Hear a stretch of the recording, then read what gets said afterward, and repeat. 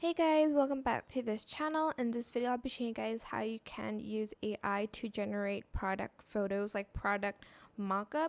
So here in describe your image, I can't generate anything yet because I don't have the plan, but you're either going to type in like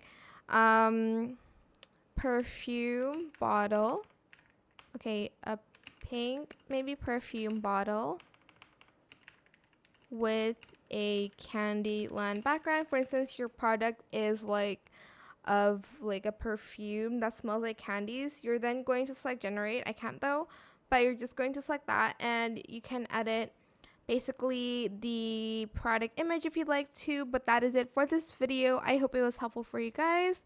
Don't forget to like, comment, share, and also subscribe to this channel if you haven't done that already. If you have any more questions about this video, just leave it in the comment section down below. I'll try my best to answer them all for you guys. And if you found this video helpful, please click the thanks button as well. That is it. Thank you so much for watching. Bye.